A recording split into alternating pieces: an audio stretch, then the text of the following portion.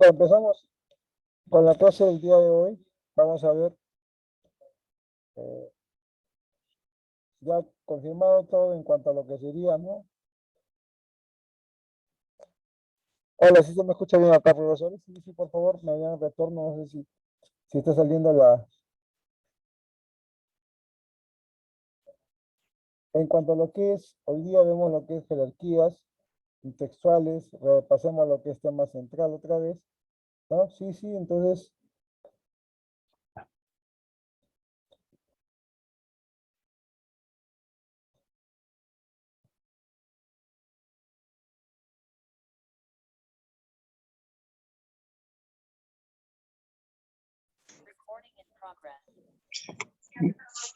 Muy bien, profesores. Sí, Sí, ahora ahora sí sí escucha, escucho. ¿no? Sí, por favor, me confirma por Creo que que el el audio audio principal principal no está saliendo la... Ya, pues, muy bien. Vamos a ver entonces, profesores, hoy día que, como siempre hacemos, la teoría trata, pues, en cuanto a la comprensión lectora. Abrimos, pues, lo que sería el tema central y la idea principal, ¿no? Muy bien. Entonces, cuando se habla, ¿no?, de lo que es jerarquía textual, cuando uno busca la identidad del texto, siempre pregunta uno qué es el tema, ¿no? El tema, asunto, lo que se trata en el texto, ¿no? Muy bien. Muy buenas noches, profesor, lo que está saludando por el chat. Muy buenas noches con todos.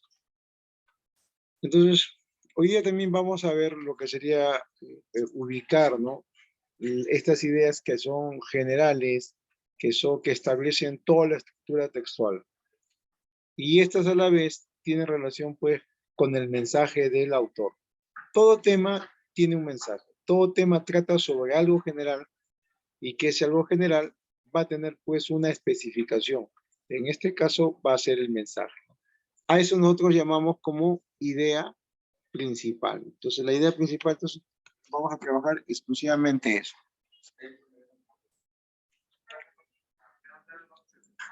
Entonces, vamos a ver ahora, profesores, vamos a pasar directamente al texto para empezar a trabajar.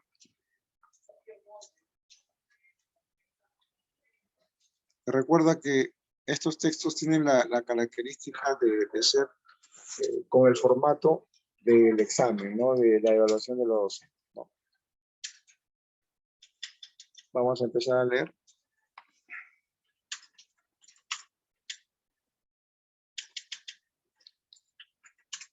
Dice, la drogadicción es una enfermedad que consiste en la dependencia de sustancias que afectan el sistema nervioso central y las funciones cerebrales, produciendo alteraciones en el comportamiento, la percepción, el juicio y las emociones. Los efectos de la droga son diversos dependiendo del tipo de droga y la cantidad o frecuencia con la que se consume.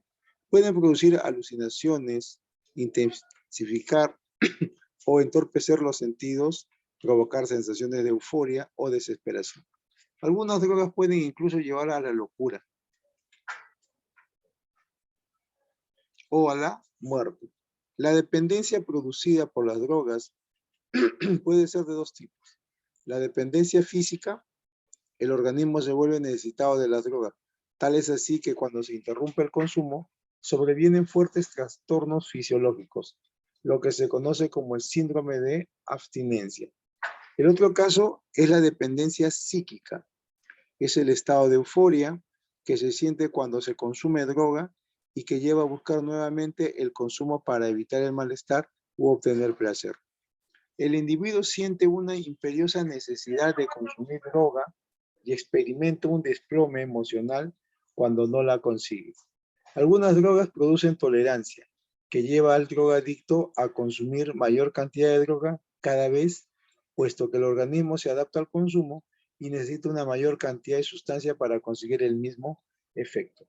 La dependencia física o psíquica o física producida por las drogas puede llegar a ser muy fuerte, esclavizando a la voluntad y desplazando otras necesidades básicas como comer o dormir.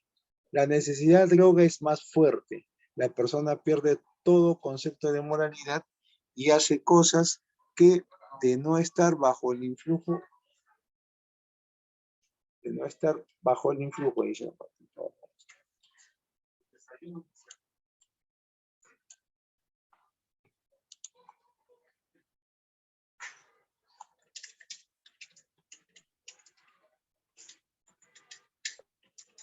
Dice de no estar bajo el influjo, dice, de la droga, no haría como mentir, robar, prostituirse e incluso matar.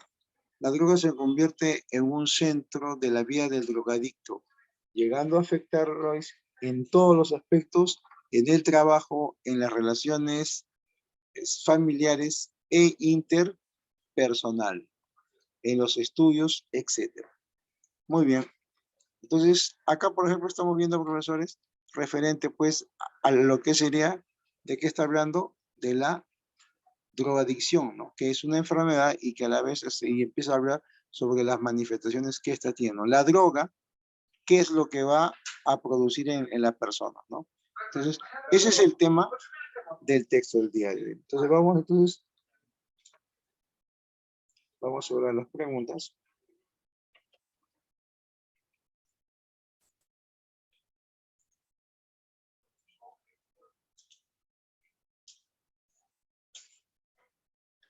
Muy bien.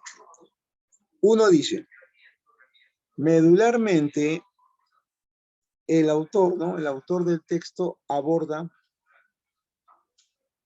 cuál sería acá la idea que se tiene del texto. ¿De qué habla el autor? Principalmente. Las clases de dependencia producidas por la drogadicción, los cambios de comportamiento por adicción a las drogas o los efectos de la dependencia física y psíquica a las drogas.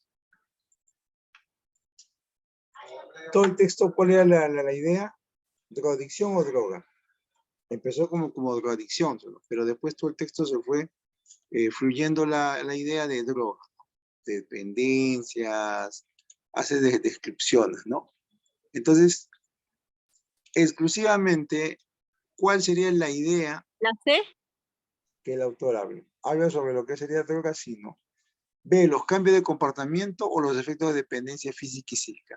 Esta última parte es la que se desprende del texto, ¿no? O sea, lo que el autor ha tratado de manifestar. Por lo tanto, que habla de los efectos de esa dependencia que producen el uso de las drogas.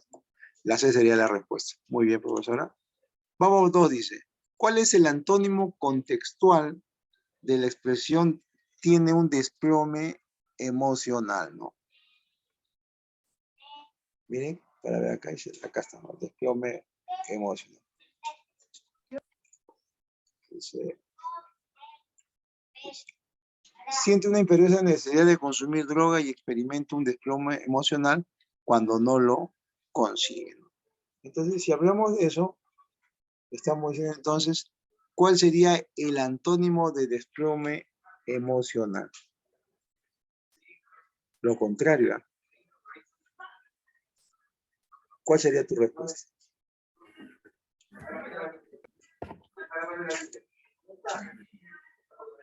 ¿Habla de qué cosa? Si desplome debes tener una, ¿cómo lo ves? Como una desestabilización emocional. Esa sería la alternativa, ¿no? Entonces, pero nos pide qué cosa? Lo contrario. Si es desplome, una inestabilidad, ¿qué será? Caída, pues es desplome, ¿no? Entonces, lo contrario, ¿qué puede ser? Una ecuanimidad, serenidad, sí, ¿no? Sí, pues la respuesta entonces sería la B. Correcto. 3 dice, resulta incompatible con el texto aseverar que... ¿Qué sería acá? A ver, vamos a ver. Dice, resulta...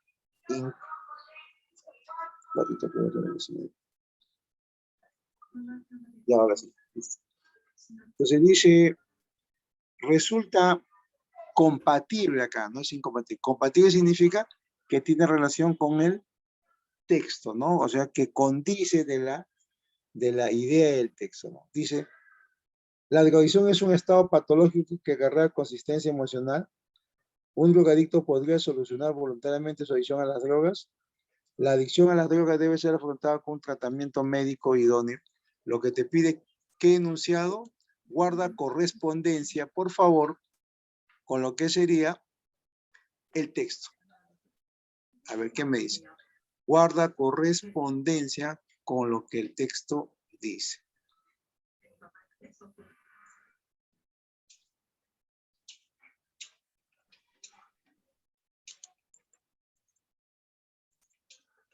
A ver, profesores, ¿qué me dice? ¿Cuál sería tu respuesta? Ya tenemos una o dos respuestas en mente acá. Pero acá directamente, yo digo, ¿no? La drogadicción es un estado patológico, es un estado patológico, una enfermedad que acarrea inconsistencia emocional. No, sino los estados que pueda producir, ¿no? Esta no es verdad, pues, ¿no? Ya tenemos una menos. ¿Un drogadicto podría solucionar voluntariamente su adicción a las drogas? ¿Podría ser eso? ¿Es verdad? ¿El texto dice eso? No, no. Necesariamente tiene que tener alguien que controle, que ayude, que afronte ese tratamiento, porque es una enfermedad, pues un tratamiento médico. Muy bien.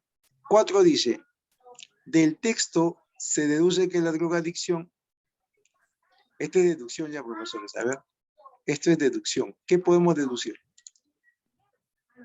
Una inferencia.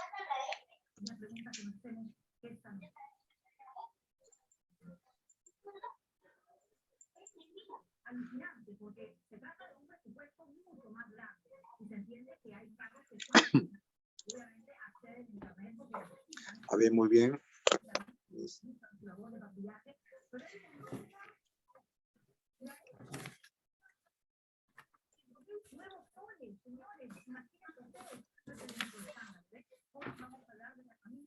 Entonces, yo puedo inferenciar, ¿no? Por las ideas que he leído, puedo llevar que provoca la muerte en este caso del fármaco dependiente, que estimule su control y la fuerza de voluntad, o que simplemente conlleva la pérdida de valores en la persona que la padece, con lo que hemos leído, ¿no? Muy bien. Entonces la respuesta sería la A, pues conlleva pues a la pérdida de valores de las personas que la padecen.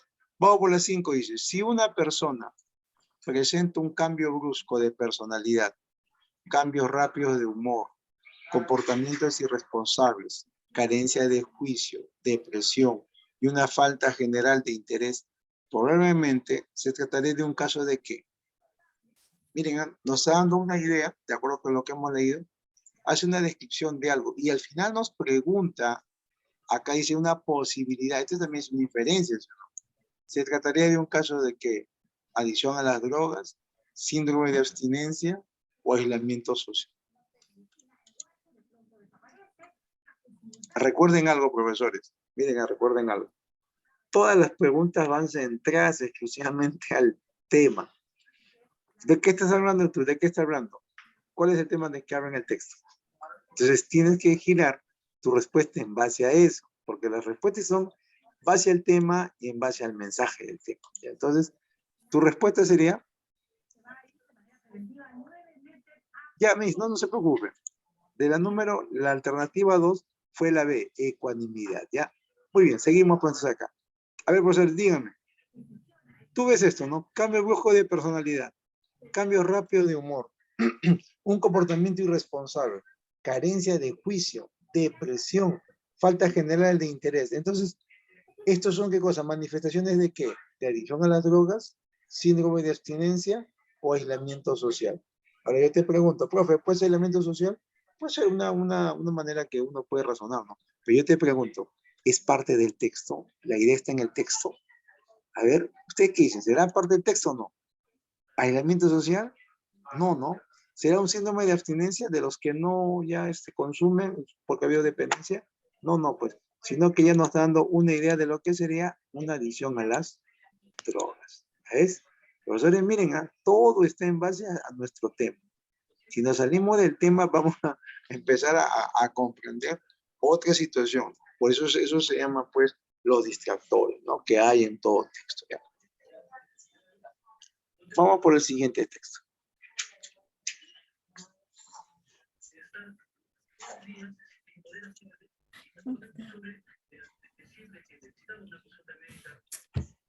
Dice, como es sabido, la línea teórica del conductismo sostiene que toda conducta es adquirida, dice, a través del aprendizaje, puesto que al nacer los seres humanos son tablas en blanco y que, por tal motivo, es posible moldear cualquier tipo de conducta en los seres humanos a través del entrenamiento, ¿no?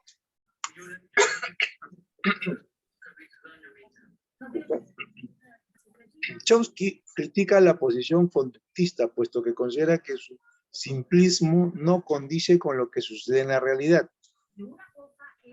En el caso particular del lenguaje, es notable cómo los niños alcanzan a dominar algo tan complejo en poco tiempo y sin instrucción sistemática alguna, puesto que todo niño, alrededor de su segundo año de vida, comenzará a utilizar con fluidez un sistema que comprende numerosos principios gramaticales.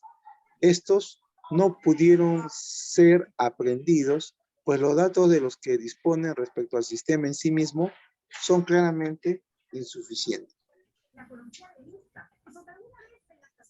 La pregunta es si es posible aprender la gramática, porque incluso para un lingüista profesional resulta difícil, por elaborada y compleja, enumerar las sutilezas gramaticales que intervienen en la creación de las frases para que sean tenidas por correcto. Esto se expresa claramente en la amplia variedad de combinaciones posibles. Estudiar un solo párrafo pone sobre la mesa de análisis un riquísimo sistema de sutiles interrelaciones coherentes dentro de un sistema gramatical. En efecto, la mayoría de las oraciones reductibles a una estructura matemática son probablemente antigramaticales y sin embargo resulta difícil explicar por qué estas son incorrectas. Chomsky considera que para estudiar la naturaleza del lenguaje es necesario comprender lo que sucede en el organismo del niño con la información que ingresa en él y las construcciones gramaticales que luego surgen de él a través del uso de la lengua. De esta forma, es posible construir una idea acerca de las operaciones mentales del organismo y la transición entre lo que entra y lo que sale.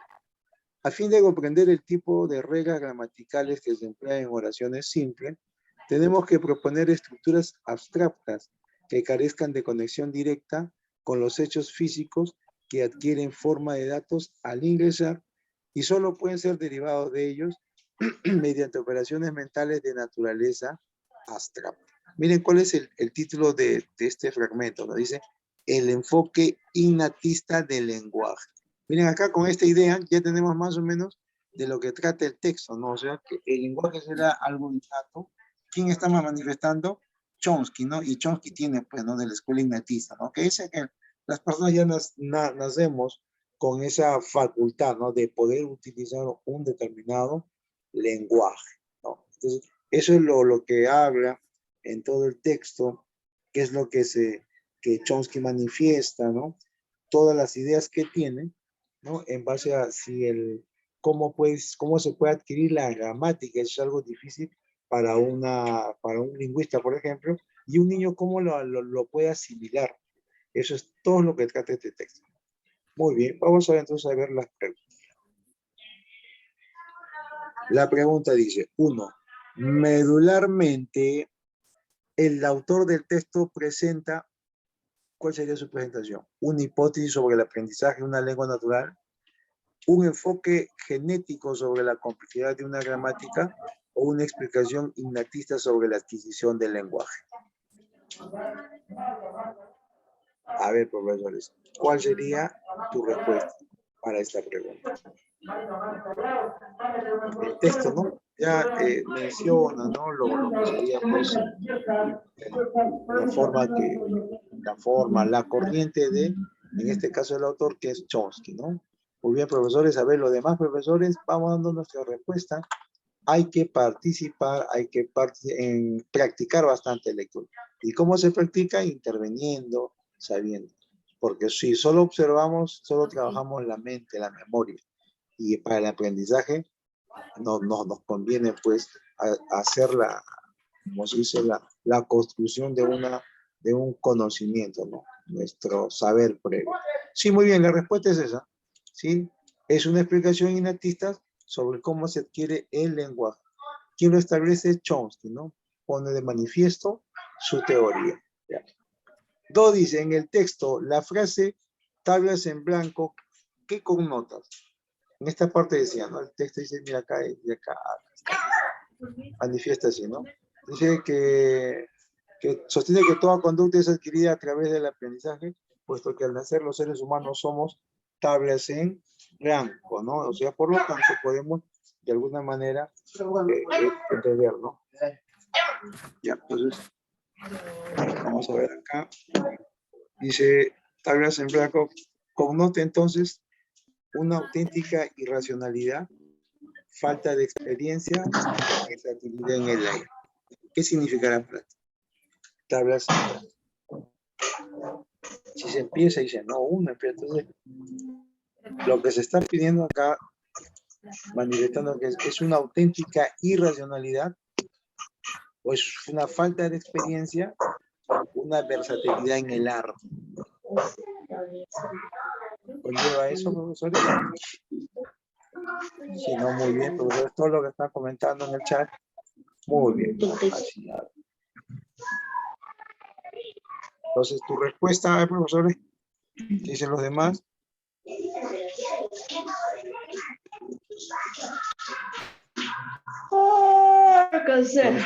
Vamos a ver.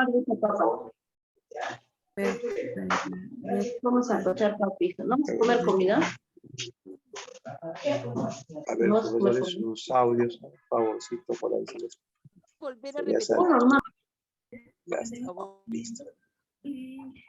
Muy bien. Entonces,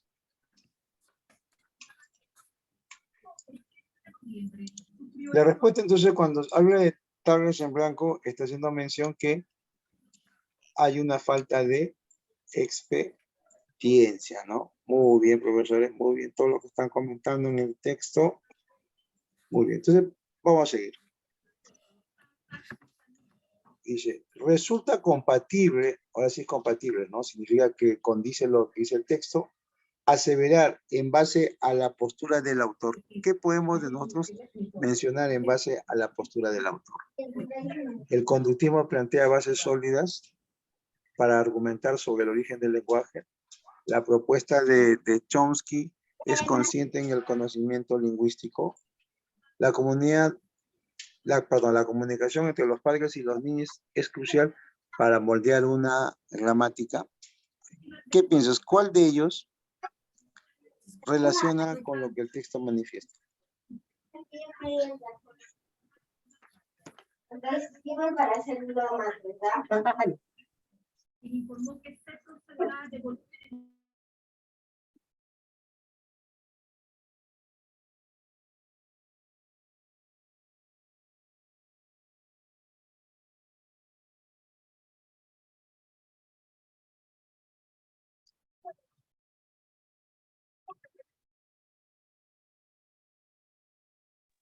A ver, ¿qué dicen profesores? ¿Cuál sería tu respuesta acá? Dice compatible aseverar, ¿no? ¿El texto de quién está hablando? De lo que establece Chomsky. Pues, ¿no? Entonces lo que estamos hablando es que la propuesta de Chomsky, consistente con el conocimiento lingüístico del niño, ¿no? Cómo aprende, ¿no? Cómo empieza a hacer de una manera que pueda captar información. ¿No? Correcto. Entonces, Apague su micrófono, profesora. Listo. Listo. Entonces, vamos por la siguiente pregunta. Dice, a partir, dice, de la crítica al conductismo, se puede corregir que Chomsky, corregir es una inferencia, ¿no, profesor? Es una inferencia. Entonces, ¿qué podemos colegir, inferenciar a partir de la idea que tiene Chomsky? Propone la existencia de un conocimiento intuitivo en el niño, es un lingüista que condice con el perfil teórico del empirismo, analiza en torno del niño para comprender las reglas gramaticales. ¿Qué se puede colegir? Recuerden, profesores, que una cosa es una idea literal, expresa, y otra cosa es una conclusión, una deducción, ¿no? Lo que nos pide es una inferencia, ¿no? Entonces, tu respuesta sería, A partir de lo leído yo puedo inferenciar que sería analizar el entorno del niño para comprender las reglas gramaticales. El entorno sería, profesores, o sea, lo externo es lo que hace posible que el niño pueda comprender una regla gramatical. Ya, pues puede ser, ¿no? También puede ser, ¿sí o no? Puede ser. Pero más que nada, ¿qué habla el texto? ¿De qué está hablando el texto? Del conocimiento, de la capacidad por el conductismo que es inherente a la persona, ¿sí o no? Miren, ¿sí o no? Miren, profesores, ¿eh? Es un lingüista que condice con el perfil teórico del empirismo. Empirismo, o sea, solo lo que él ve, no hay nada, algo que lo pueda fundamentar, no. Porque recuerda que Chomsky manifiesta una posición innatista y que es el niño en este caso el que recibe, pues, no cualquier información de fuera, pero tiene la capacidad de hacerlo. O sea, el innatismo es eso, ¿no? Es, como se dice, la facultad que tiene, en este caso, el niño, para poder conocer, por ejemplo, usos como la gramática. Pero es algo que el niño ya tiene esa habilidad. Y si fuera así, la B no es la respuesta, ¿no? Ojo que recuerden, entre la A y la C, uno es inferencia y el otro es un dato que ya está en el texto.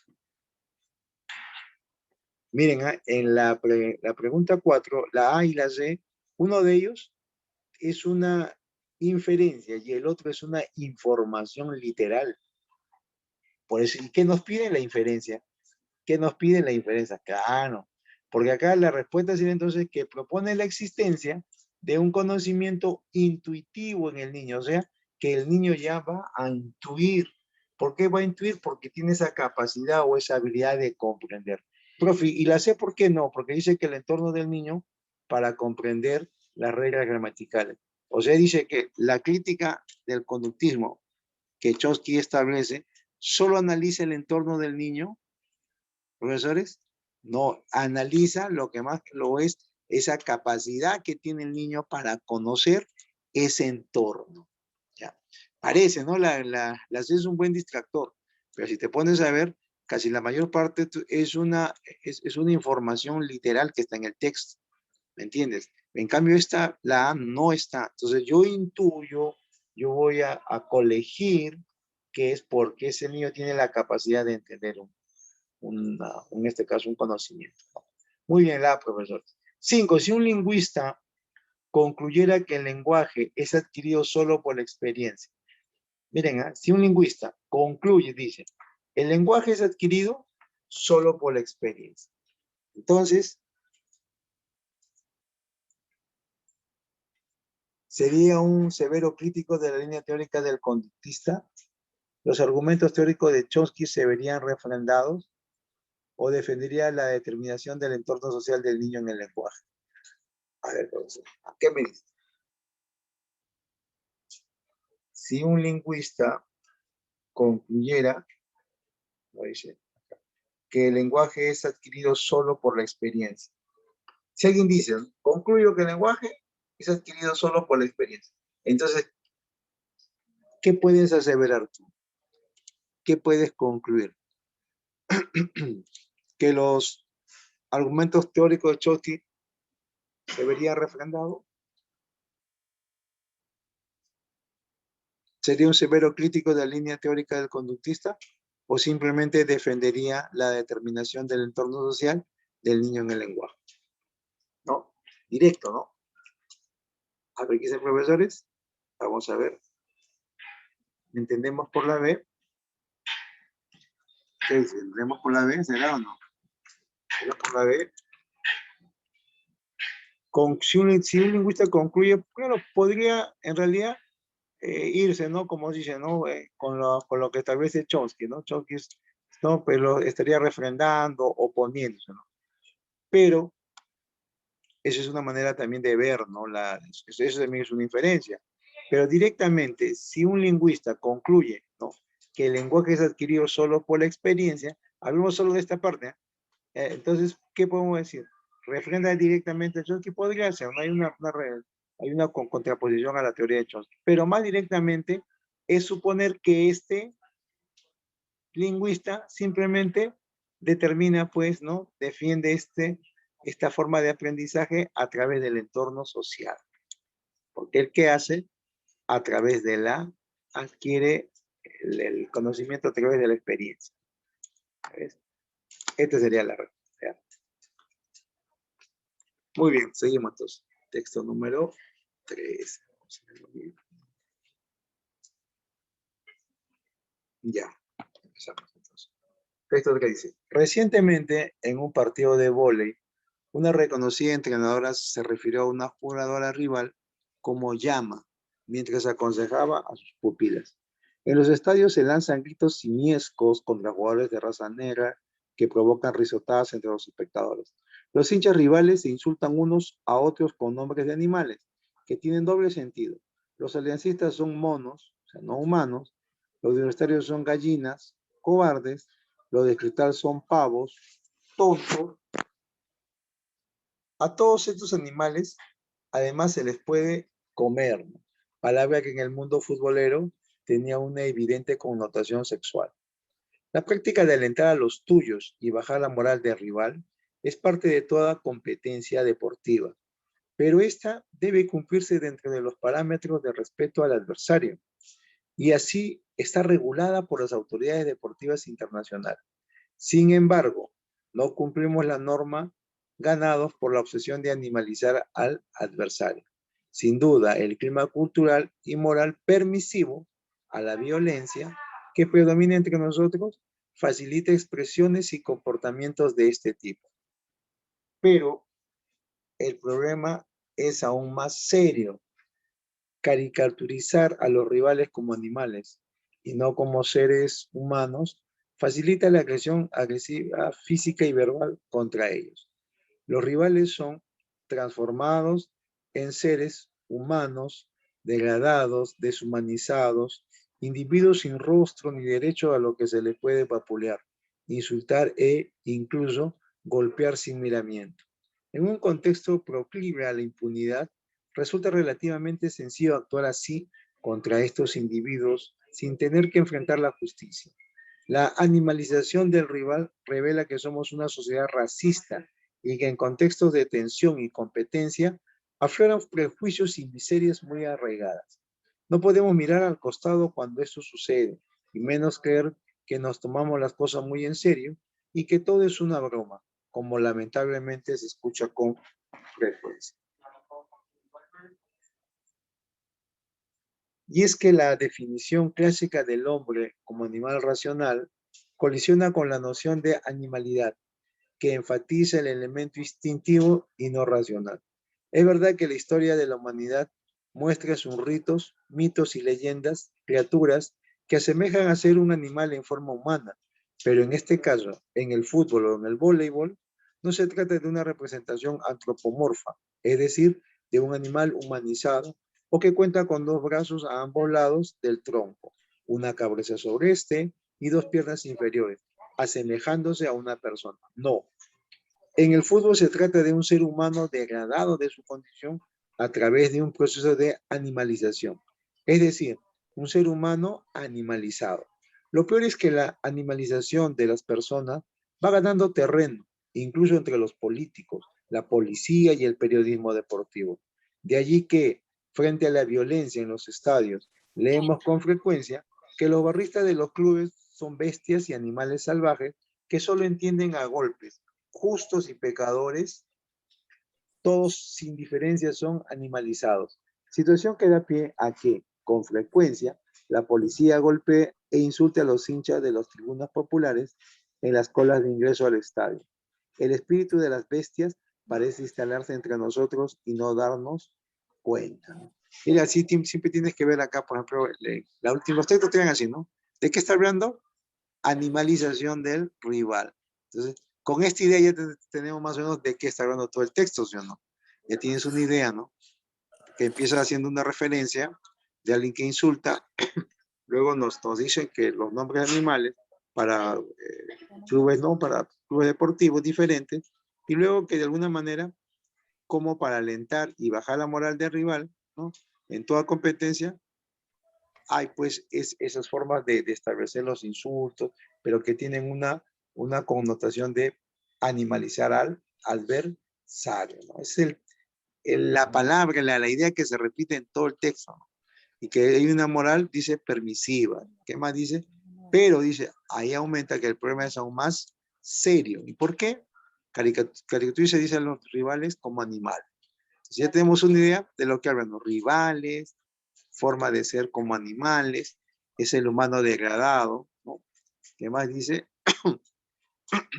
Entonces, la definición clásica es que somos animales racionales, dice, ¿no? Así empieza esta tercera parte del texto, dice, ¿no? Colisiona con la noción de animalidad. Empiezan a ver la diferencia. Pero todo se da dentro del ámbito deportivo. Muy bien, profesor. Ahora la pregunta es, voy a bajar todo esto. La pregunta es, ¿cuál es la mejor síntesis del texto? Vamos a ver. Dice, en el entorno futbolístico es muy común que los hinchas de cada equipo busquen desprestigiar a los rivales valientes de distintos sobrenombres y argucios, así como los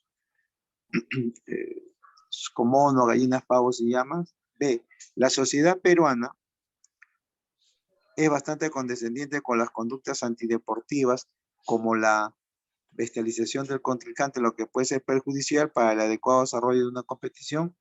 C, dentro de las competencias deportivas, la práctica de animalizar al rival se encuentra muy extendida, de lo que en parte se debe a que nuestra sociedad consiente conductas violentas sin castigarlas debidamente, ¿no? Entonces acá tu respuesta sería, ¿de qué es hablado en el texto?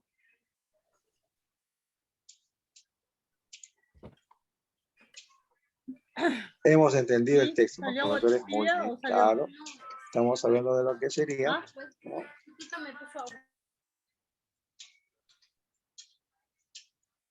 Muy bien, profesores. A ver, tu respuesta, ¿de qué se está hablando? ¿El entorno futbolístico bestializa? Sí, también ha hablado, ¿no?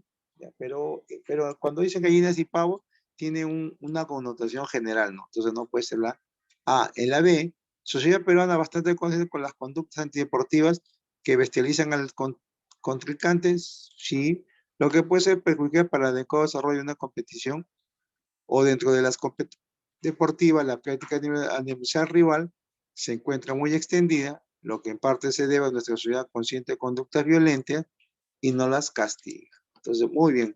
La respuesta es, pues, ¿no? Como todos han coincidido, es la alternativa C. Siguiente dice, en el texto, el término permisivo lo puede reemplazar por qué. ¿Cómo se puede reemplazar este término permisivo? Acá lo establecía, mira, acá estaba. Pues, sin duda, el clima cultural y moral permisivo a la violencia. O sea, hemos sido, ¿qué cosa? Permisivos a la violencia. Hemos sido, ¿qué cosa? Respetuosos, proclives o tolerantes. Tolerante. La sé muy bien. Porque somos tolerantes ante esas faltas, ¿no? Ante esas con malas conductas, toleramos eso y conlleva pues a que con el tiempo ya se generalice, ¿no? Muy bien. 3 dice, es incompatible sostener sobre el clima cultural y moral de la sociedad descrita en el texto que, ¿qué podemos decir? Una de estas ideas es contraria al texto, ¿no? Es condescendiente en relación a las actitudes violentas que imperan, que se manifiestan únicamente dentro de deportes como el fútbol y el vóley, a la larga sirve de justificación para los diferentes actos de agresión. ¿Qué idea, dicen, sostiene sobre el clima cultural y moral de la sociedad descrita en el texto?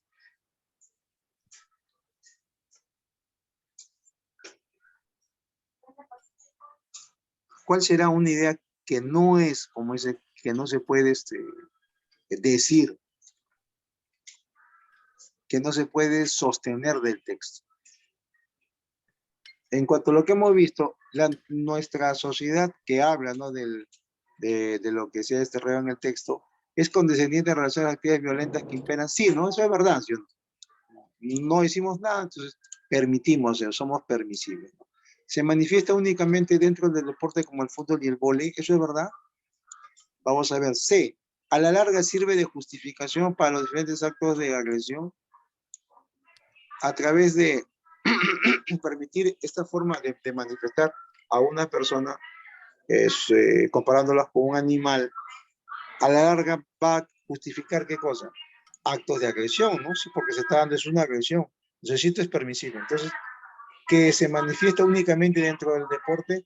No, no, al contrario, esta no es. Porque no solamente es a través de fútbol y vóley, porque ya esto se va a degenerar en todo, ¿no?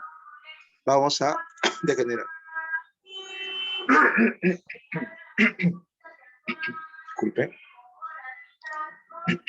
Dice 4, vamos.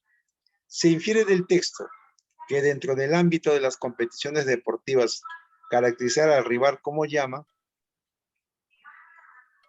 supone menospreciar sus méritos propios debido a su fisonomía andina. Es una táctica para desorientar a todos los aficionados y al árbitro de juego, o sugiere que los partidos solo entran a tallar factores de carácter deportivo.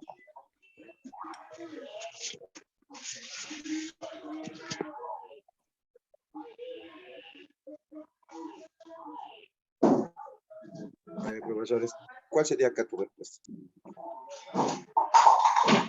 ¿Qué podemos nosotros inferenciar, pues, que dentro de las competencias deportivas, cuando se le dice llama, pues, a una persona? ¿Qué conlleva a pensar sobre este punto?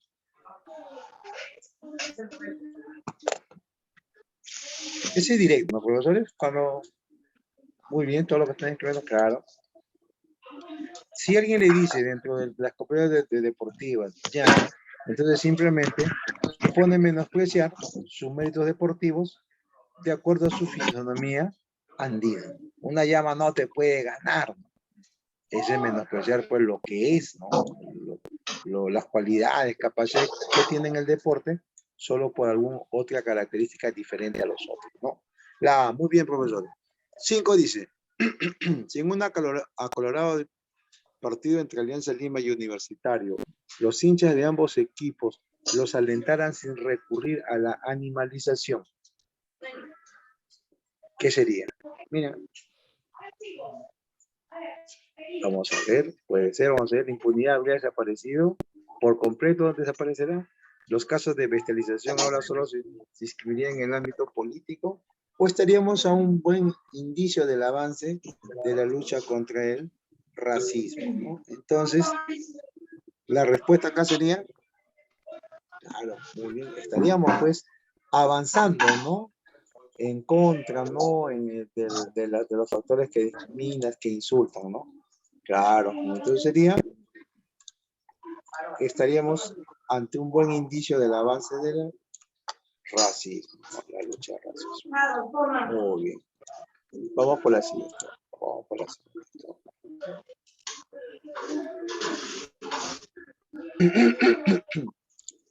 Listo, vamos a hacer el texto.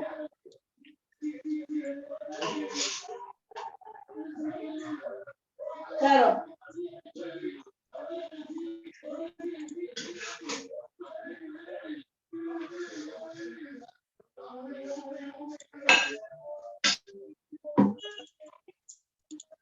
Los primeros registros históricos de que disponemos sobre el gato doméstico proceden del antiguo Egipto. Alrededor del año 3000 a.C., dice. Volumen. Un momentito, profesores, vamos a ver. Ya dice, ahí estamos. La devoción que sintieron los egipcios por la figura del gato tiene probablemente su origen en el servicio que éste hacía a la sociedad, limpiando los graneros de roedores y protegiendo las cosechas. Sin embargo, pronto de ser un animal útil como cazador, pasó a ser un animal doméstico, amado con pasión, entronizado y divinizado.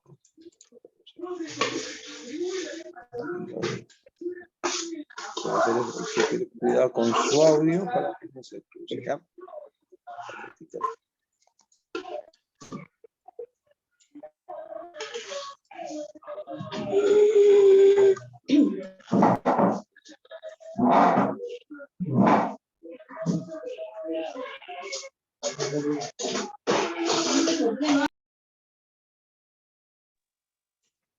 Muy bien, vamos a continuar, ¿ya? Entonces nos quedamos acá, ¿no? Ya.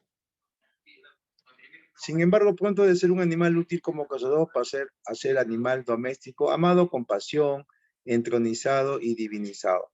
Férreas leyes protegían al gato, hasta el punto de que cualquiera que matase un ejemplar era condenado a muerte. Al gato egipcio se le dedicaron fiestas y bacanales y gozaba de extraordinarios privilegios como ejemplo, cuando un gato moría en el seno de una familia, los egipcios se rapaban las cejas en señal de luto. En la Edad Media, una época oscura por excelencia, dominada por la ignorancia, el fanatismo religioso y las supersticiones, el gato, máxime si es negro, de mirada misteriosa, de aspecto sensual, al que se le atribuyen poderes sobrenaturales, como ver en la oscuridad, conoce sus peores días. Miles de gatos son quemados en las hogueras junto a los herejes y a las brujas, de las que se decía eran sus servidores, la encarnación del maligno. La simple posición de un gato era motivo para acusar a una persona de brujería. La población de gatos se ve diezmada, mientras los roedores campeaban a sus anchas, trayendo consigo una de las peores tragedias que ha conocido el mundo, la peste. Al final de los tiempos oscuros, y el avance de la civilización consiguieron finalmente devolver al gato su estatus de animal tranquilo, afable y doméstico.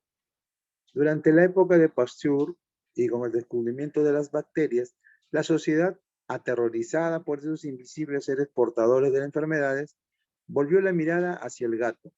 Las bacterias gustaban de vivir en la suciedad y el gato era paradigma de la limpieza, por lo tanto, el único animal digno de vivir con el hombre.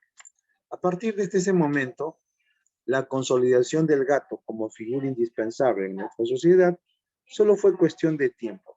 Ya no es un cazador de ratones, sino un compañero leal, afable y tierno que merece por fin su puesto en la historia. Miren, profesores, el tema del texto es, que dice acá, miren, ¿de qué esto pone? El gato y su origen. Que nos habla acá desde cómo empieza la domesticación del gato, desde los tiempos de los egipcios, ¿no? Miren, va pasando a través de la historia, ¿no? Algunas de ser un animal doméstico, amado con pasión, luego empiezan a ir en contra del gato, ¿no? Porque lo relacionaban pues con algo maligno. Por eso decía, cuando un gato, pues estos eran, ¿no? En los egipcios le tenían bastante veneración, ¿no? En la Edad Media, época de ignorancia, ¿no? ¿Qué es lo que pasó con los gatos? Estuvieron a punto de, dice que su población se vio diezmada, o sea, estuvieron a punto de desaparecer porque era sinónimo de brujería, de maldad, ¿no? Los gatos eran así, entonces por lo tanto eran exterminados. Más adelante se vio lo que sería, buenas noches, amigo, no se preocupen, no se preocupen. Miren, ¿eh? Entonces, habla de lo que sería, pues, el gato, ¿no? El gato, y posteriormente ya pasó a ser un animal tranquilo, afable y doméstico, ¿no? Volvió a tener su mismo nivel de antes, ¿no? Porque eso que es un gato era un animal limpio, ¿no? Y por eso que era digno de vivir junto con el hombre. Muy bien, entonces, toda la figura del gato y su origen, ¿no? Trata este texto. Ahora sí, dice, el autor del texto explica medularmente qué es lo que habla de él. Se está hablando de qué, del gato. Si habla del gato, entonces, la pregunta es, ¿qué habla del gato? ¿No? Porque eso es lo que trata de decir. ¿Qué está hablando del gato?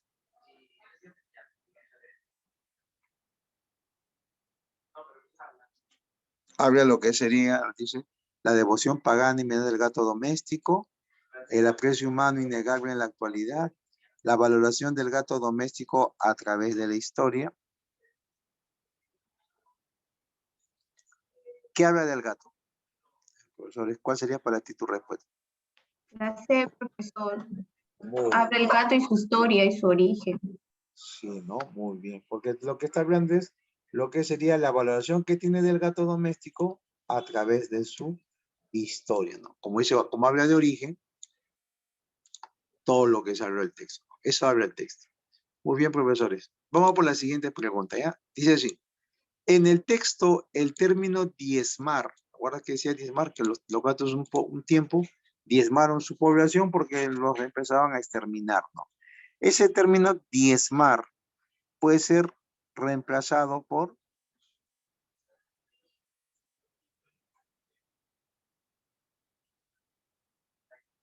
las enfermedades que duraron al hombre medieval, la gran mortandad que sufrió la población de gato, el rechazo ecuménico a la domesticación del gato. La respuesta sería, ¿qué está hablando? Que los gatos estuvieron a punto de ser exterminados, ¿no? Sino con la Edad Media, por la relación que le daban con los hechizos, los daban con el maligno, dice, ¿no? Entonces, el gato era, pues, de alguna manera perseguido, ¿no? Entonces, a pesar de que servían como cazadores, los que cuidaban, pues, las cosechas, todas estas cosas, ¿no? Entonces, sí, pues, La B. la B sería la respuesta. Esas diezmaron la población de los gatos. 3. Resulta congruente. Significa que una de estas ideas guarda relación con la temática textual. Resulta congruente con lo sostenido en el texto aseverar que la abominación del gato en el antiguo Egipto se expresaba en las bacanales. Bacanales son las fiestas. ¿Ah? El descubrimiento de las bacterias acrecentó el temor de la crianza del gato, o que la población de los roedores fue mayor que la de los gatos en la Edad Media. Es una afirmación, ¿no? que se relaciona con lo que el texto ha mencionado. La C. La respuesta entonces sería acá, lo que habla simplemente que la población de ratones fue mayor a la de los gatos. ¿Por qué? Porque en ese tiempo eliminaban a los gatos. Entonces se supone que ha habido cantidad de ratones, porque en realidad, ¿no? La P. Sí. Esto sería, ¿no? La C sería la respuesta. Entonces, sí, muy bien, estoy viendo por el chat. Se ven las respuestas. Seguimos, ya dice. 4. Si el gato no hubiera sido paradigma de limpieza. Imagínense, si el gato, supuestamente en el texto dice que es un paradigma de limpieza, un animal limpio, ¿no? Entonces dice, ¿sería el único responsable de la proliferación de bacterias? ¿Carecería de la estima y veneración de las familias egipcias? ¿O habría sido excluido del seno familiar acusado de bacteriano? La B. Acá lo que nos habla es simplemente si el gato no hubiese sido limpio, ¿no? Limpio. Pero ¿en qué parte estaba esa información? ¿Te acuerdas? En el antiguo Egipto lo veneraban por su limpieza. Cuando El único, morían los gatos, las cejas era lo que se lo limpiaba. Las sí, no, cejas. acá no, vamos a ver para darnos acá. Al final de los tiempos oscuros y avances de la civilización consiguieron finalmente darle al gato su estatus, ¿no? ¿Por qué? Durante la época de Pasteur y con el descubrimiento de las bacterias, la sociedad, aterrorizada por estos invisibles seres portadores de enfermedades, volvió la mirada hacia el gato. ¿Por qué? Porque las bacterias gustaban de vivir en la suciedad y el gato era un paradigma de limpieza. O sea, las bacterias no vivían, por lo tanto, el único animal digno de vivir con el hombre sería el gato, pues, ¿no? Porque es paradigma de limpieza. Entonces, con esa idea, podemos entonces decir, si el gato no hubiera sido ese paradigma de limpieza, sería el único responsable de la proliferación de bacterias, carecería de la estima y veneración de las familias egipcias, o habría sido excluido del seno familiar acusado de bacteriano. Entonces, tu respuesta es... La C, profesor. La C. Excluido. Reafirmamos eso, ¿no? Simplemente la sociedad actual lo habíamos dejado de lado por si tiene sabido que tiene cantidad de bacterias, ¿no? Muy bien. Vamos por la siguiente 5. Se deduce del texto, y ya sabes, de luz, inferencia, información nueva, que el gato egipcio, hacemos una conclusión, una inferencia del gato egipcio, recibía fiestas bacanales y privilegios. Para una familia significaba anatema. Anatema es maldición, profesor, ¿ya? Anatema, maldición. Era concebido como un ser bien hecho. ¿Qué puedes deducir tú? La A. ¿Qué dicen los, miren, dice deducción, ¿ah? O sea, tengo que dar una información nueva. A ver qué dicen, profesores. Nosotros podemos decir la, pero ¿esta es una deducción o no? ¿O es una información que estaba en el texto, que decía del gato? Información del texto. Entonces, esta La es una C, información profesor, escrita. era Y acá, entonces, concebido la como un respuesta ser sería bien entonces hecho. que La era C, concebido como un ser bien hecho. bien hecho. Claro. Por eso, una familia significaba anatema, maldición, no era. Al contrario, para ellos era una bendición el gato. Muy bien, profesores. Vamos ahora con el texto número 5, ¿ya? Empezamos así atentos. La mayoría de nosotros ha escuchado hablar de la palabra glaucoma y conocemos que afecta a los ojos, pero pocos saben lo que significa y aún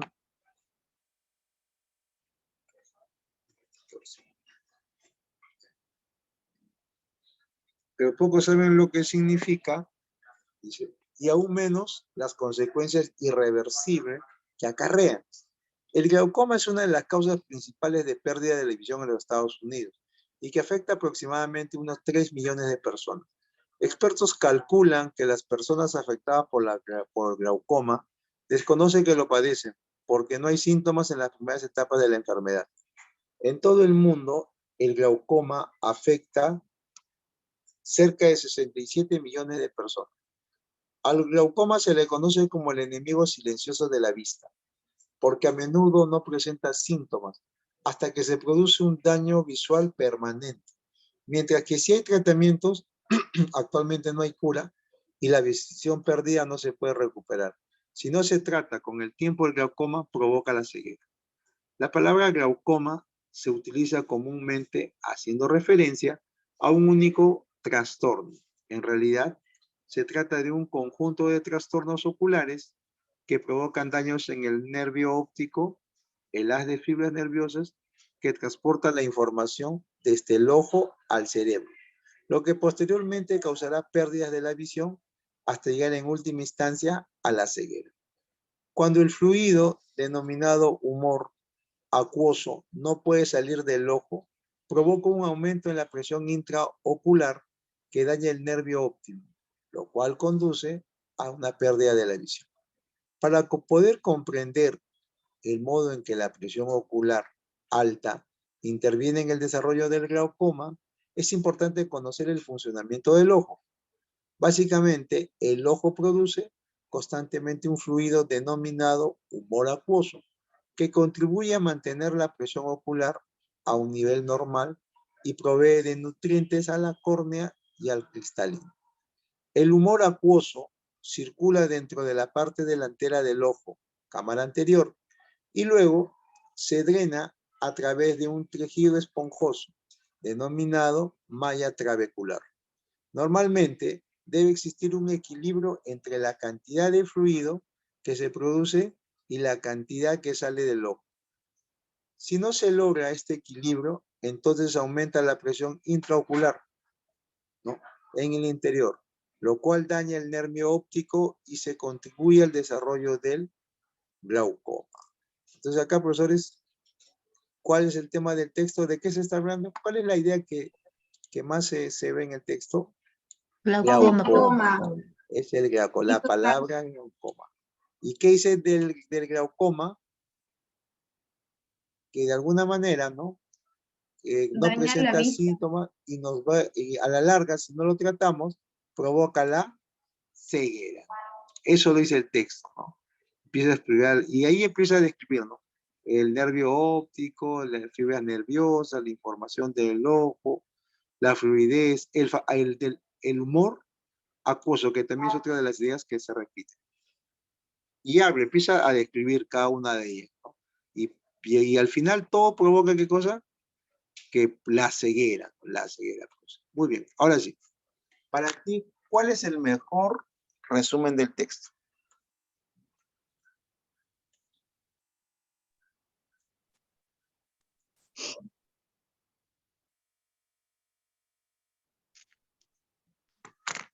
¿Cuál sería el mejor resumen del texto?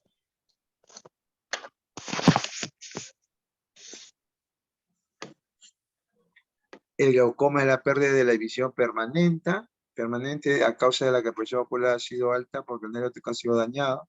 El glaucoma es una ceguera permanente y irreversible, pues la presión ocular ha sido alta porque el nervio óptico ha sido dañado. El glaucoma es el deterioro permanente de la visión, ya que el nervio óptico se daña porque la presión ocular ha sido anormalmente alta. Entonces, la respuesta acá sería... Dale, profesor. Lo que se abre es, a ver, ¿el glaucoma es una ceguera? No, ¿no? ¿Qué es el glaucoma? Es que generan, ¿sí o no? Ah, genera. Entonces, Claro. profesor, es la Entonces, C porque es un deterioro permanente de la visión. es un deterioro Permanente permanente de la de visión. la visión. Claro, eso es lo que pasa.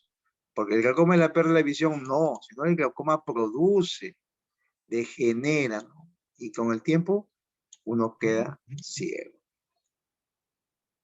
Siguiente dice, el verbo acarrea. El verbo acarrea, dice, se puede reemplazar porque acá dice el verbo, vamos a ver, acá está el término acarrea.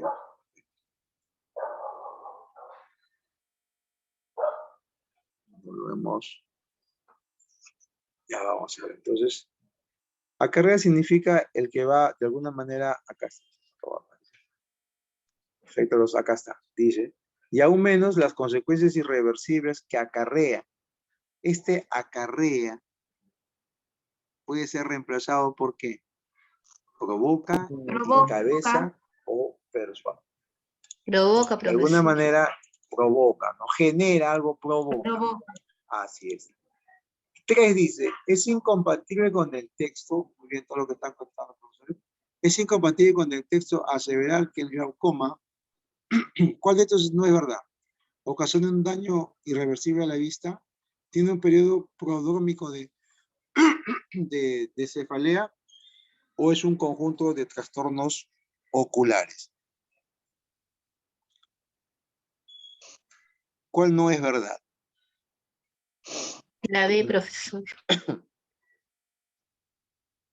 El glaucoma en realidad, antes de manifestarse, ¿no? Sí, ¿Qué dice? profesor. Carece de todo. ¿Te acuerdas que decía? Que carece de todo síntomas, ¿sí o no? Entonces, por lo tanto, dice que el glaucoma tiene un periodo prodrómico, o sea, antes de la enfermedad, tienes cefalea, dolor de cabeza. No es verdad, porque ¿qué se dice del glaucoma? Que no tiene síntoma, es asintomático, no se siente. Eso sería lo incompatible. 4 dice, se infiere del texto que el glaucoma, ¿qué podemos pensar nosotros ahora del glaucoma? ¿Qué se puede decir? Deteriora la visión de modo progresivo. La C. A ver, vamos a ver. ¿Qué será? ¿Que el glaucoma origina ceguera de un modo súbito? No, ¿no? ¿Que produce escasez del humor acuoso? ¿O que deteriora la visión de modo progresivo? Vamos a ver, ¿cuál podría ser la respuesta? La Sí, C. pues, ¿no? La C, claro. ¿Por qué? Porque esta va a ser de a poco, ¿no? De a poco, progresivamente, uno se va a ir quedando, ¿no? Sin visión hasta llegar a la ceguera. 5 dice, si el glaucoma presentara síntomas desde las primeras etapas de la enfermedad, entonces es probable que, miren, si el glaucoma presentara síntomas desde las primeras etapas de la enfermedad, entonces es probable que las personas no sepan que padecen esa enfermedad. Se podría prevenir la pérdida de visión por glaucoma o desaparezcan los casos de ceguera a nivel mundial. Si tuviese síntoma, ¿no? Si tuviese síntoma.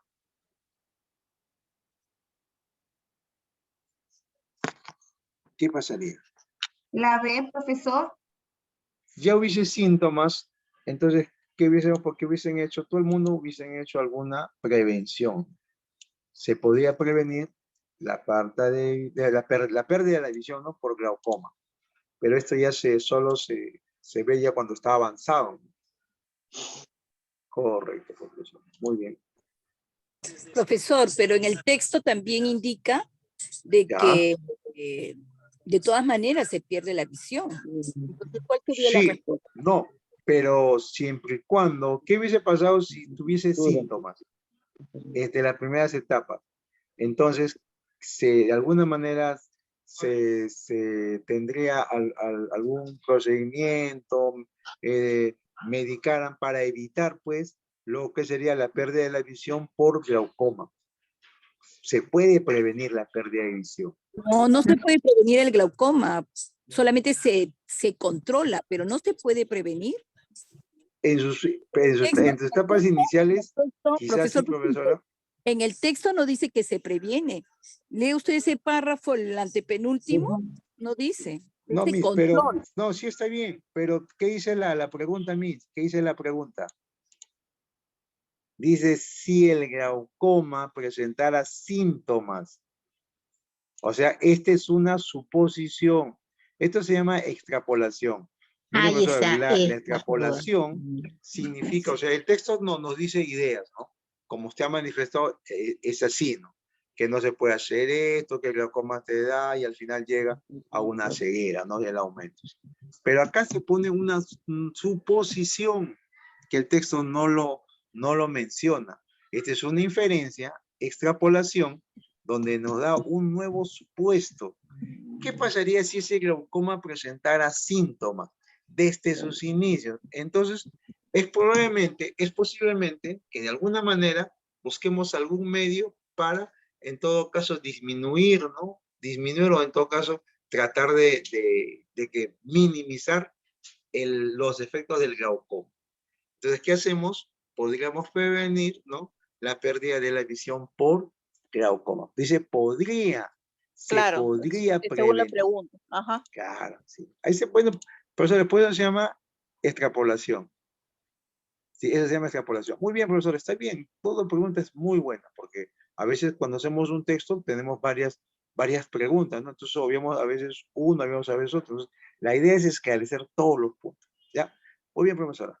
Vamos por los números 6, ¿ya? 6, ¿qué dice la 6? Dice, los celos existen, aunque a nadie les guste reconocerlo. Los celos son considerados un signo de inmadurez. Se supone que solo sienten celos las personas inseguras, dice la psicóloga Felicita Heine. Por otro lado, la opinión generalizada es que en las relaciones no debe haber sentimientos de propiedad y que quien confía en su pareja no debería sentir celo alguno. Dice, disculpen. Sin embargo, a los expertos estas ideas les parece bastante ridículas. Los celos están inscritos en nuestras genes, dice Heine. Desde el punto de vista de la evolución, tienen una función importante para los dos sexos.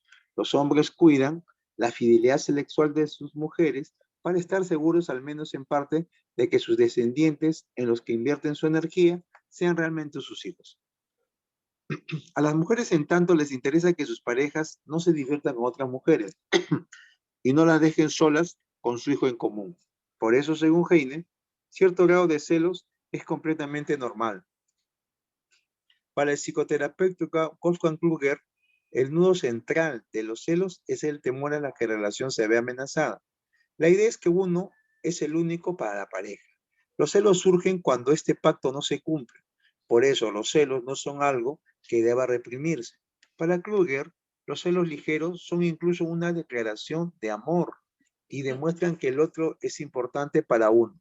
Se da cuenta de que su pareja es atractiva para otros y eso hace que la valore más, opina el psicoterapeuta Rolf Merkel. La pareja se vuelve más interesante. Para Kluger, los celos también puede ser un sistema de alerta temprana. cuando se comprueban que le falta algo a la pareja. Uno mira más de cerca y se pregunta, ¿seguimos teniendo proyectos juntos o eso se perdió? ¿Nos preocupamos por el otro? ¿Cómo está el erotismo entre nosotros? La relación entre los integrantes de la pareja debería reforzarse.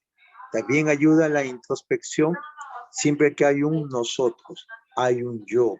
Quien no deposita toda su energía en su pareja, sino que también tiene amigos y autoestima, es mucho menos propenso a unos celos exagerados. No todos los celos deben ser sometidos a debate. Sin embargo, si ese sentimiento silencioso y corrosivo no cede a uno, nota que los celos no son injustificados. Es hora de hablar. Lo mejor es hacerlo sin reproches ni enojo.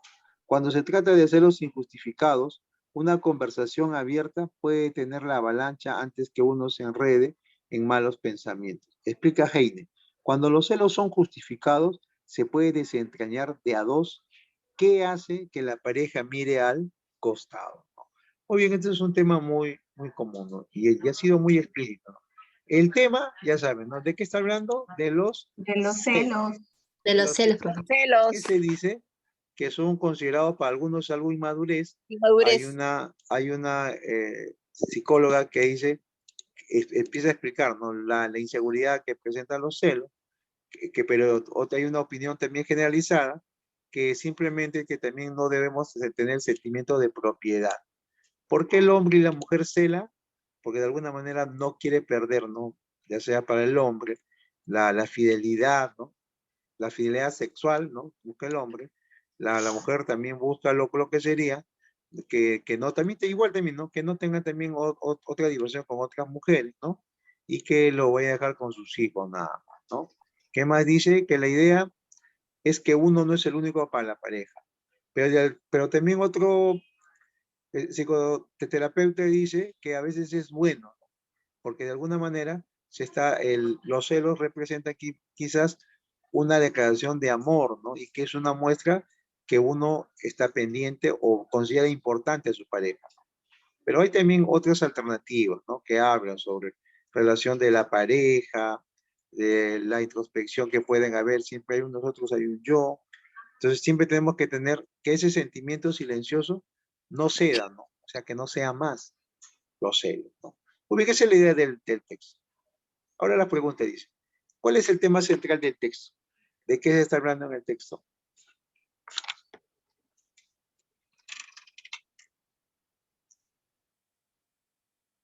El texto habla entonces sobre lo que sería.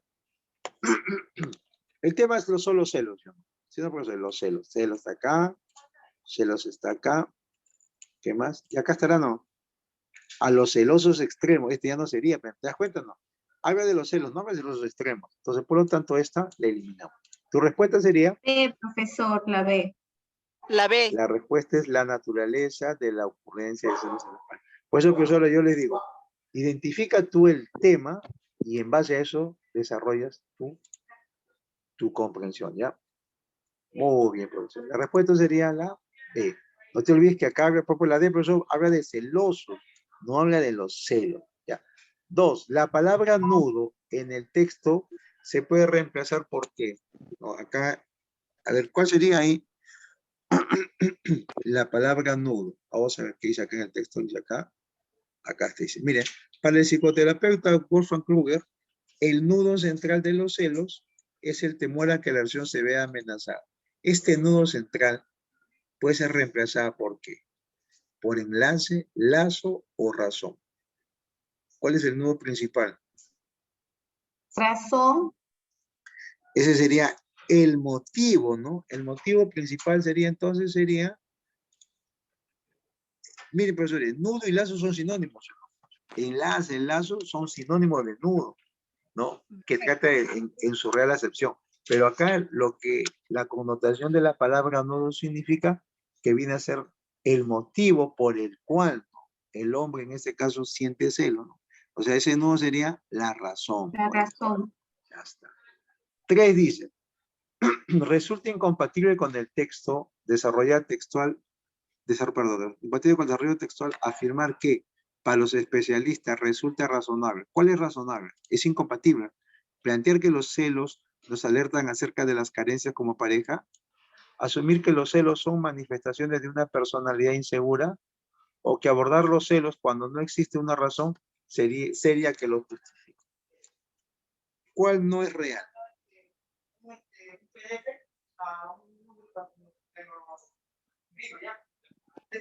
Profesor, una consultita. En Dígame, esta dígame. pregunta, cuando dice resulta incompatible, ¿eso indica que no Que está en el texto o no, que contradice o que es una contradice el información falsa del texto. ¿Entiende? Entonces, Que es una información. profesor, información Dígame. falsa, que no está el Sí, texto. sí.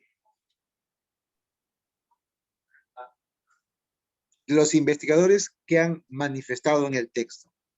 A ver, porque dice, con el terror textual, afirmar que para los especialistas, tanto para una psicóloga, no hay un psicoterapeuta, ¿no?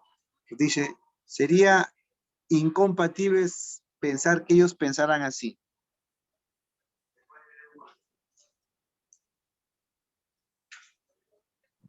La C, profesor. Abordar los celos cuando no existe una razón sería que lo justifique. Solamente eso será eso. Vamos a hacer, retrocedemos brevemente para que vean, ¿ya? ¿Qué dice la primera? Dice, celos existen aunque a nadie le gusta reconocerlo. Los celos son considerados un signo de inmadurez. Hasta acá no da una idea. Es supuestamente las dice. Pero dice, pero se supone que solo sienten celos las personas inseguras, dice. Se supone que solo sienten las personas inseguras. Entonces la psicóloga Ferita Heine dice, ¿no? Por otro lado, ¿qué dice los otros, en cambio dice Heine dice, habla de la fidelidad que tienen las parejas, el miedo que se tiene, ¿no? Por en este caso, para que tengan el temor de ser engañados, ¿no? En cambio, ¿qué dice el terapeuta Wolfgang Kruger? Que el nudo central de celo es el temor a que la relación se vea amenazada. Más que nada ellos ven amenaza en la relación. No ven que es un signo de inmadurez. Entonces, si fuera inmadurez, o si fuera inseguridad, ¿no? Inmadurez. Inseguridad puede ser, pero inmadurez. O sea, todos seríamos celosos entonces al mismo nivel cuando son inmaduros. No, no. Todos somos de cosas. ¿Es inmadurez o es inseguridad? Entonces, ¿podemos decir qué cosa?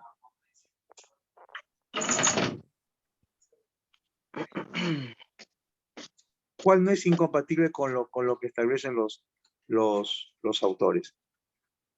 Siempre hay un yo, celos injustificados. Miren acá dice, lo mejor es hacerlo sin reproches ni enojos. Cuando se trata de celos injustificados, una conversación abierta detiene la avalancha antes de lo que uno puede entender malos pensamientos. Heine que hacen eso, ¿no? Cuando los celos son justificados, se puede desentrañar de a dos.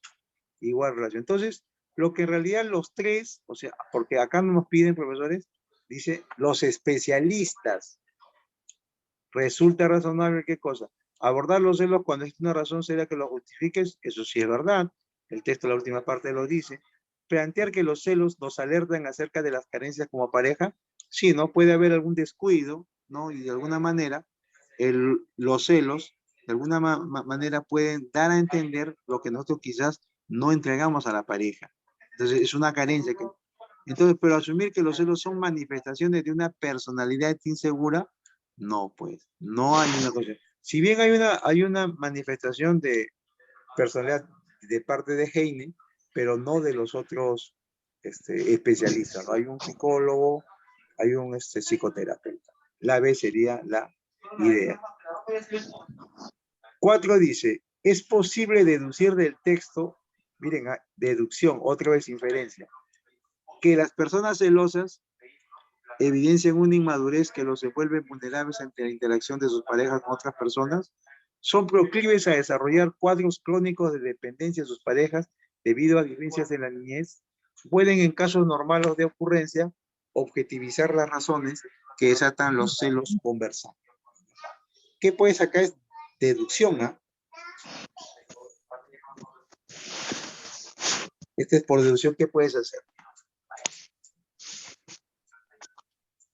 La deducción es una información que vas a realizar en base a las informaciones que el texto ha manifestado. A ver. Se puede evidenciar una inmadurez que los que vuelven vulnerable ante la interacción de su pareja con otras personas. ¿Te vuelven vulnerable? ¿Será eso? Vamos a ver, que son proclives, ¿no? O sea, propensos a desarrollar cuadros crónicos de dependencia de su pareja. O sea, dependen de su pareja debido a las vivencias en la niñez. ¿Y qué información tienen? Nada. Pueden, en casos normales de ocurrencia, objetivizar las razones que tratan los celos, conversar. O sea que las personas pueden, al final, hablar, ¿no? A través de la conversación puede llegar, pues, a disipar, en este caso, si hay algún tipo de ideas que los perturban. Muy bien. Profesor, Si los celos... pero en el texto sí dice, ¿no? Hay una ¿Perdón? parte donde dice, en el texto, ¿Ya? que menciona que sí, dialogando puede, conversando puede llegar a un... Pero, claro, pero eso dice, claro. Pero ¿qué dice esta parte acá, profesora? Dice, pueden, en casos normales de ocurrencia. Acá nos da ya la pauta anterior. Y lo otro dice que no, que se puede objetivizar razones que desatan los celos conversando. En la última parte dice, ¿no? Cuando Heine dice así, ¿no? Pero esto ¿dónde, ¿dónde ocurre? Esta es la idea que complementa.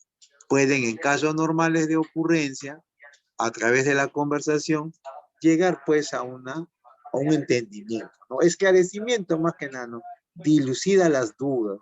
Por eso a veces dicen, no es bueno ser directo, ¿no? Directo. Muy bien. 5 dice, si los celos anularan nuestra capacidad para alarmarnos tempranamente. Imagínense que los celos te quitan la cordura, ¿no? El juicio. ¿Cuál sería entonces en este caso la consecuencia? Los psicólogos postularían que estos tienen un trastorno incognoscible que no se puede conocer, que los estudios carecerían de herramientas para poder dilucidar sus causas, careceríamos de los reflejos para reparar de lo que le falta a las parejas.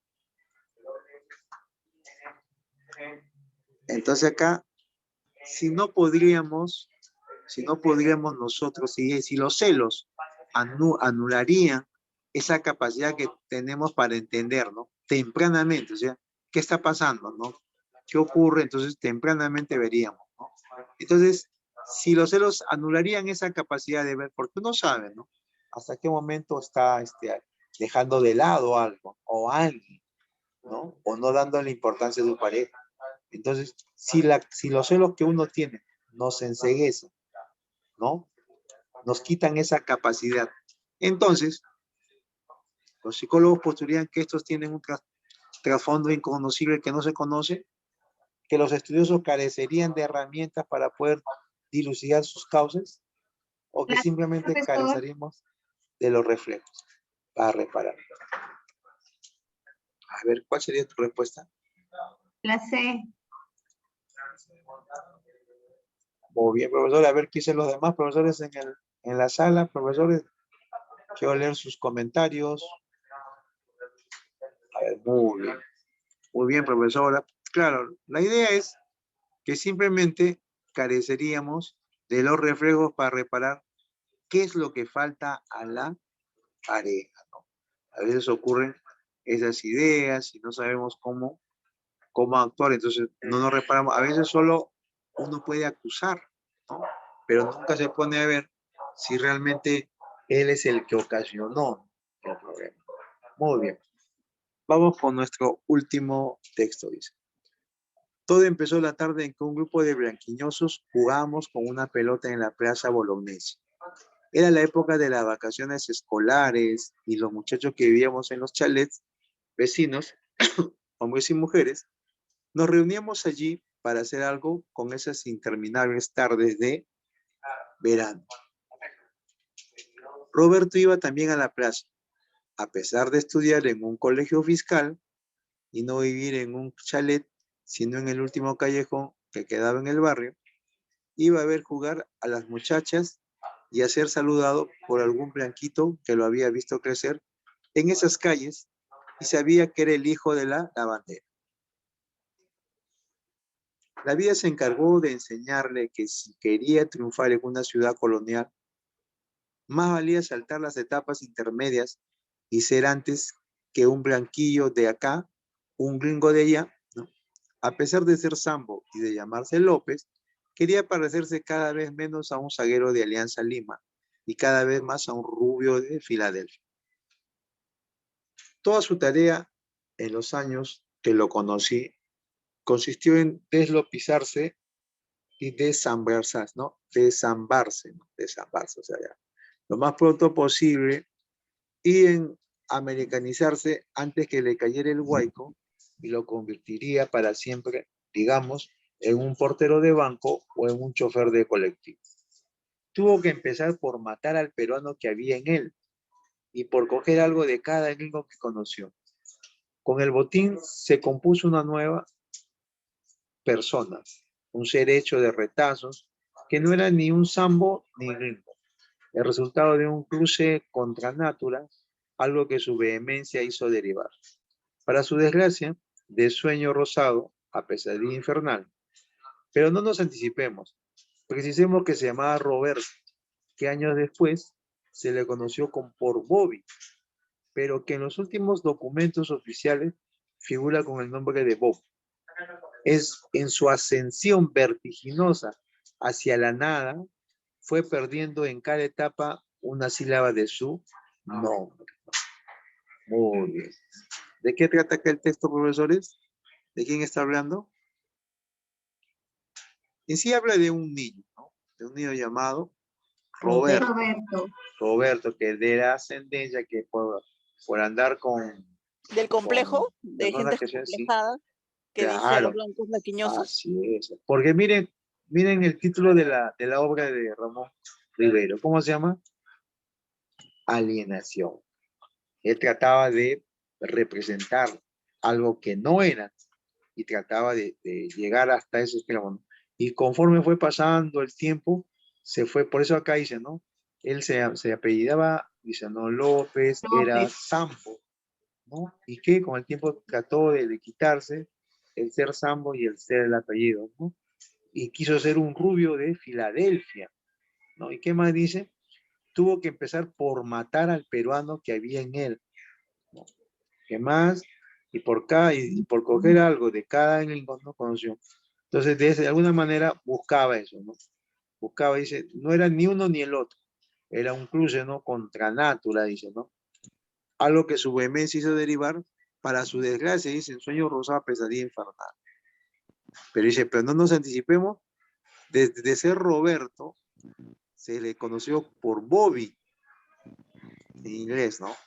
Y que los últimos documentos ya no es Bobby, va a ser más Bob. Mire cómo ha sido y ahí dice la palabra, su ascensión vertiginosa hacia la nada, fue perdiendo cada etapa de lo que sería su nombre. Muy bien. Vamos a empezar entonces en este caso, con lo que sería la connotación, ¿no? El sentido de la palabra. Nos dice, la palabra matar en el texto alude a la acción de ¿qué? Acá está. Desaparecer. Por matar él quería matar al peruano Al peruano. que llevaba adentro, ¿no? Ajá. Así es. Así es, pues. Entonces, simplemente quería desaparecer, pues, al peruano que tenía dentro. Siguiente dice, los sueños de Roberto López están influenciados por el concepto de ¿qué? Amor a la patria, libertad político o su ascenso social. ¿Cuál sería? Ascenso social. Ascenso Por social. favor, Lo escriba. que, ¿no? Lo que él hace más que nada, los sueños que él tenía, simplemente eran no por amor a la patria ni una libertad, sino que simplemente él tenía un ascenso social, ¿no? Siempre la idea que expresa el texto es que esta persona quería escalar, ¿no? Posicionarse más adelante. 3, dice el profesor, dice, la frase ascensión vertiginosa hacia la nada permite entender que López, según el narrador, llegó a ser americano, triunfó en Filadelfia o fracasó rotundamente. De acuerdo a La lo que el C. texto dice, ¿eh? Sí. Llegó a tener su ascenso vertiginoso hacia la nada, dice. Entonces, para él, al final llegó a ser americano, ¿no? No, Triunfó en Filadelfia, no, sino que simplemente tampoco. La C. el texto dice que Mente. fracasó rotundamente, ¿no? Porque esa vez, el texto dice, miren acá, cuando empieza a hablar Cuando empieza a hablar, por ejemplo, dice, dice, en su ascensión vertiginosa hacia la nada, fue perdiendo ¿qué cosa? En cada etapa una sílaba de su nombre. ¿Esto qué quiere decir? Esto es de manera metafórica, ¿no? Quiere decir que de alguna manera llegó a perder su identidad, ¿no? Dice, por su vehemencia, todas esas cosas, ¿no? Su desgracia, sueño rosado. Pero ahí dice, mira, derivar para su desgracia de sueño rosado a pesadilla infernal, ¿no? Esa sería la respuesta. Muy bien. Siguiente, entonces dice, 4 dice, las acciones referidas en el relato giran en torno a qué. La pérdida de identidad debido a la negación de la propia raza, tragedia que es ser peruano y no norteamericano en el Perú, viaje de un sujeto a los Estados Unidos después de un viaje. ¿Qué es lo que podemos decir? La pérdida de Ah, identidad. Todo el texto, pérdida de la identidad. todo el texto trata sobre qué? La pérdida de la identidad la debido a la negación de su propia raza, ¿no? Eso, ¿no? O sea, ese es no Complejo. aceptarse como es, bueno, un complejo que pueda tener, ¿no? Es algo que nuestra sociedad padece, ¿no? Muchos de los escritores, caso Arguedo, por ejemplo, me manifestaba que era esa situación. 5 y último ya para acabar el texto, profesor. Se desprende del texto que Roberto López vivía en un país de blanquiñosos, deseaba ser un blanco norteamericano o tenía problemas para comunicarse. Deseaba ser un blanco. ¿Qué podemos pensar nosotros de Roberto López? Que ¿Vivía deseaba en un ser un país de blanco. blanquiñosos? ¿será eso? ¿Que lo No, conllevó a qué le pasa? deseaba ¿Tenía ser problemas blanco. para Deseaba ser un comunicarse? blanco No. Deseaba ser norteamericano. blanco. Él deseaba Deseaba ser un blanco blanco norteamericano. Por eso cambió el Caucásico. nombre. Por eso cambió el nombre y todo. Muy bien, profesores. Hoy día sí han Ario. avanzado muy bien los textos. Son 3, profesores. Muy bien, profesores. Hemos acabado la clase por el día de hoy. Ya para la siguiente vamos a montar unos textos más para seguir trabajando. Muchísimas gracias, profesores, por su comprensión, por su participación y sobre todo por su atención a la clase. Profesores, A usted, ha sido profesor, un muchas Muchas gracias. gracias, profesor. Nos veríamos Buenas hasta la noches. siguiente clase, profesores. Cuídense mucho, Hasta la siguiente profesores. clase, profesor. Bendiciones Usted para también todos. cuídese. Coloca las respuestas en el Gracias. grupo, Bendiciones, profesor. Sí, Gracias. hoy día subimos todo. No se preocupen, ¿ya? No se preocupen. Cuídense, profesores. Hasta la siguiente.